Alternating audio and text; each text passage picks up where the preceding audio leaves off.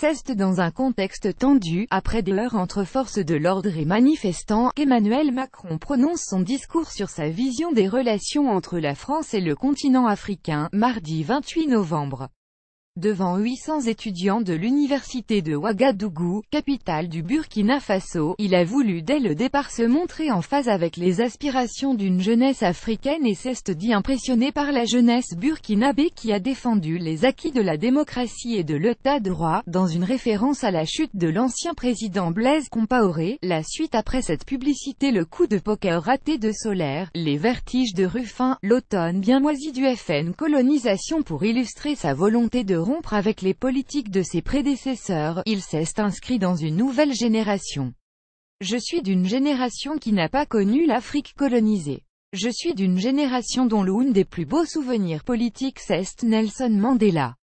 C'est cela l'histoire de notre génération, je suis d'une génération qui ne vient pas dire ce que l'Afrique doit faire. Nous sommes une génération dont les destins sont mêlés parce que nous avons cette histoire commune. Je suis d'une génération européenne.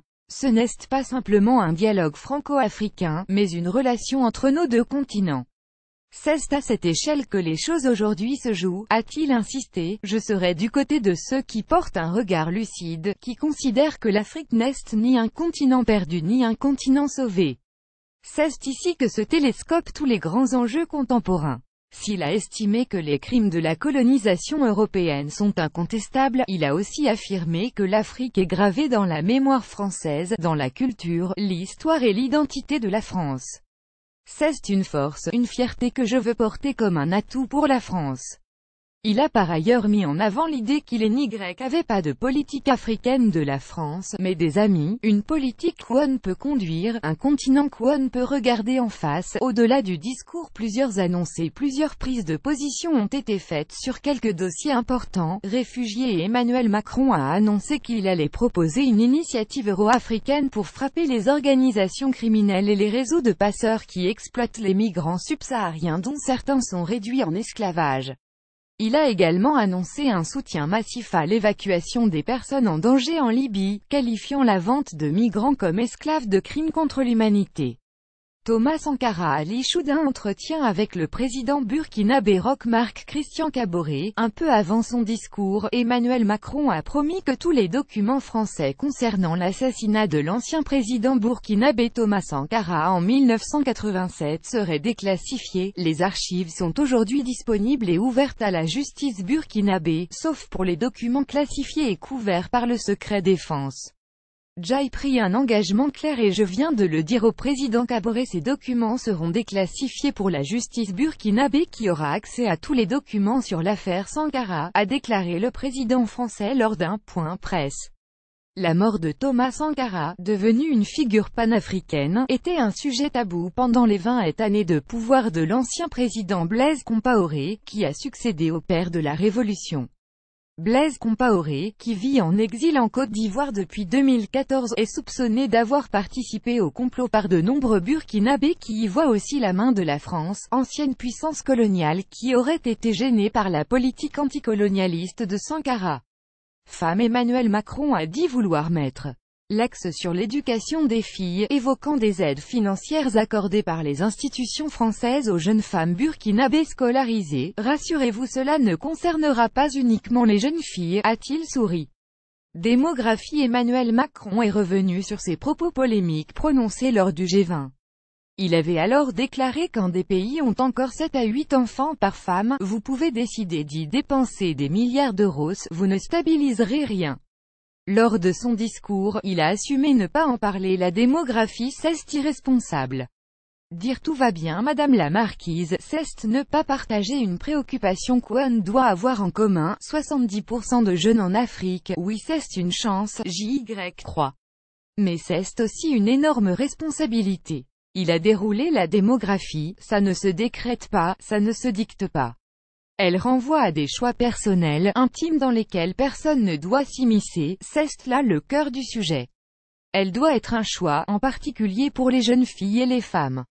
Partout où vous avez 789 enfants par femme, êtes-vous bien sûr que c'est le choix de ces jeunes filles? Dans mon pays des familles ont fait ce choix, c'est leur choix, je n'aille pas à juger. Mais je veux être sûr que partout en Afrique, ce soit bien le choix de ces jeunes filles. Je veux qu'elles puissent continuer leurs études, travailler, qu'elles puissent faire le choix, elles. Qu'elles puissent avoir le choix de ne pas être mariées à 13 ou à 14 ans et de faire des enfants. Non pas parce qu'un président l'aurait voulu mais parce que vous l'aurez voulu. Nous devons avoir ce débat responsable de la liberté de choix. C'est une conviction profonde qui m'a poussé à faire de l'égalité femmes-hommes la grande cause de mon mandat, que chaque jeune fille ou femme ait la possibilité de choisir son destin. Changement climatique. Le chef de l'État dit souhaiter que la France, par ses entreprises et ses opérateurs, soit le partenaire privilégié de l'Afrique dans le domaine de l'adaptation au changement climatique. Il souligne: c'est pour cela que je veux que l'Afrique soit un lieu d'innovation radicale et qu'elle prenne toute sa part dans le cadre du pacte mondial pour l'environnement que la France a lancé. Aide publique au développement. Emmanuel Macron souhaite un contrôle plus strict des aides au développement. C'est ce changement de méthode que je proposerai demain au sommet UE-Afrique. Nous devons être plus efficaces, plus au contact des besoins du terrain, en ayant davantage une culture de l'évaluation. Parfois notre aide publique au développement ne correspond pas aux besoins, elle fait plaisir au gouvernement, mais c'est une mauvaise méthode. Elle doit être évaluée. Si elle est efficace, il faut la poursuivre, sinon il faut la rediriger. Il s'est engagé à ce que l'aide publique au développement atteigne 0,55% du PIB à la fin de son mandat. Patrimoine. Le patrimoine africain ne peut pas être prisonnier de musées européens, a lancé à la tribune Emmanuel Macron, ajoutant qu'il souhaitait que d'ici 5 ans les conditions soient réunies pour un retour temporaire ou permanent du patrimoine africain en Afrique. Le patrimoine africain doit être mis en valeur à Paris mais aussi à Dakar, à Lagos, à Cotonou. Sport. Emmanuel Macron a annoncé que, dans le cadre de l'organisation des Jeux Olympiques de 2024 par Paris, il souhaitait lancer un plan d'envergure européenne permettant aux sportifs africains de venir s'installer en France et avoir les meilleures installations. J'aimerais que les sportifs africains disposent aussi d'installations durables. Je souhaite organiser le développement et l'investissement dans ces infrastructures sportives et ces installations. Francophonie. La langue française est le ciment principal qu'il y a entre nous, a appuyé le chef de l'État. Il y a bien longtemps que la langue française n'est plus uniquement française. Elle est d'autant, voire davantage africaine que française. Elle a son point d'équilibre quelque part entre Kinshasa et Brazzaville, bien plus qu'entre Paris et Montauban, a-t-il expliqué. Avant d'ajouter, cette langue a dépassé l'Hexagone et elle est celle qui nous unit. C'est une chance pour nous. Elle a un avenir et cet avenir se joue en Afrique. Son avenir, son rayonnement, son attractivité n'appartient plus à la France.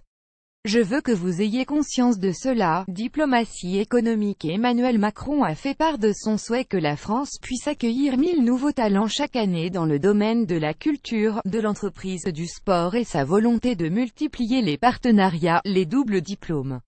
L'Afrique doit être une priorité de la diplomatie économique française, a développé le président de la République. Le soutien de l'État français ne sera pas accordé sans contrepartie, a-t-il toutefois précisé. Pour bénéficier du soutien de l'État français, les entreprises françaises devront s'engager dans la durée, financer des bourses et privilégier l'emploi local.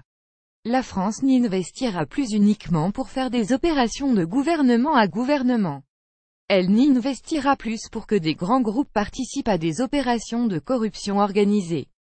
Et de conclure au moment de se retirer, je crois qu'il est de coutume ici au Burkina de demander la route. C'est ce que je vais faire en vous demandant non seulement la route, mais aussi la destination que nous devons prendre ensemble. Nous avons le choix entre l'envie de nous retrouver ou la tragédie de nous ignorer. Je vous propose non seulement de nous retrouver, mais de ne plus nous séparer, SD et SB.